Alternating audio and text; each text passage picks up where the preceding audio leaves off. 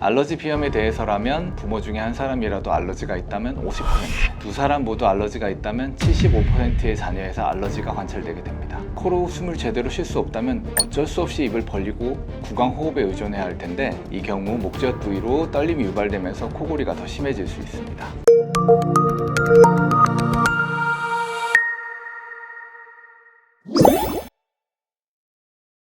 알레르기로 인하여 비강 점막의 부종과 호상교 침윤과 같은 일이 발생하고, 이로 인해 비강 통기 이상을 초래해서 결국 충동증으로 발전할 수 있을 것으로 생각되지만, 알레르기가 심한 시기가 충동증이 빈발하는 시기와 일치하지 않고 오히려 충동증이 상기도 감염이 많은 겨울에 빈번하게 발생하는 점은 알레르기 비염이 충동증을 발생시키는 결정적인 원인인자는 아님을 시사하고 있습니다. 환경과 음식물에 대한 알러지 정도, 환자의 면역 상태, 비강 내부의 해부학적 이상 같은 경우에 요인들이 복합돼서 작용하는 것으로 생각할 수 있겠습니다. 급성기 충동증의 경우이거나 혹은 만성 충동증이라 해도 적절한 약물 치료로 치료한다면 대부분 문제없이 완치가 가능하지만, 물혹이 동반되어 있다든지 진균, 즉 곰팡이에 의한 부비동염, 안구 혹은 두개강 안쪽으로 합병증이 동반된 경우라면 반드시 수술적인 처치가 필요하게 됩니다. 적절한 약물, 즉 항생제, 항히스타민제, 비혈관 수축제, 진통제 등을 사용해서 일정 기간 치료할 때 호전을 보이지 않는다면 CT 등을 촬영하게 되고, 위에서 언급한 수술의 적응증에 해당하는 경우는 아닌지 확인하고 수술 필요 여부를 결정하게 됩니다. 코골이는 코에서 소리가 나는 것이 아니라 목구멍 안쪽에 있는 목젖이 떨리면서 나는 소리가 되겠습니다. 충동증 혹은 비염이 심해서 코로 숨을 제대로 쉴 수 없다면 어쩔 수 없이 입을 벌리고 구강 호흡에 의존해야 할 텐데, 이 경우 목젖 부위로 떨림이 유발되면서 코골이가 더 심해질 수 있습니다. 그래서 코골이가 심한 환자들의 경우 비염이나 충동증이 동반된 경우라면 적절한 약물 치료 혹은 수술을 통해서 이를 해결하고 코골이가 함께 호전되는 경우도 종종 있습니다.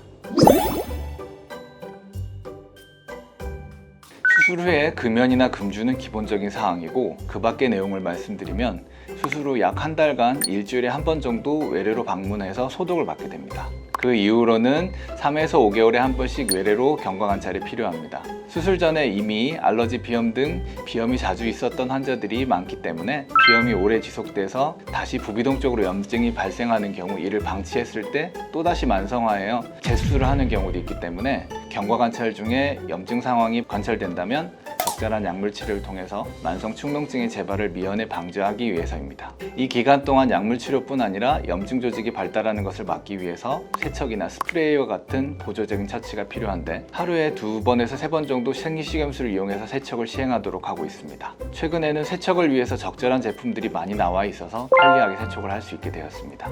특별히 조심해야 되는 것이 있는데, 수술 부위와 안구 부위를 지지해주는 뼈 구조물이 단단하지 않은 상황이기 때문에 코를 세게 풀면 눈을 이루고 있는 안화 내부 쪽으로 공기가 들어가서 눈이 부풀어 오를 수 있어서 이를 주의해야 됩니다.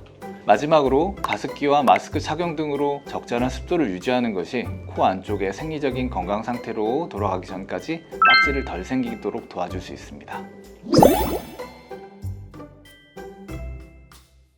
비염이 악화되는 습관이 충동증이 생기게 되는 습관입니다.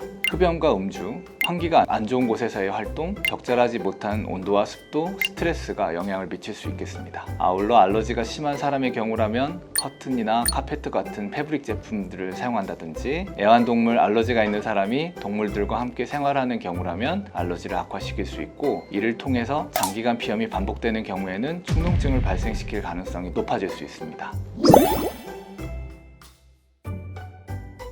알러지 비염에 대해서라면 부모 중에 한 사람이라도 알러지가 있다면 50%, 두 사람 모두 알러지가 있다면 75%의 자녀에서 알러지가 관찰되게 됩니다. 그러나 부비동염은 유전되는 질환은 아니고, 다만 체질적으로 비슷하고 비슷한 환경에 노출되고 비슷한 식습관을 가질 수 있기 때문에 부비동염을 함께 가지고 있을 확률이 높다고 하겠습니다.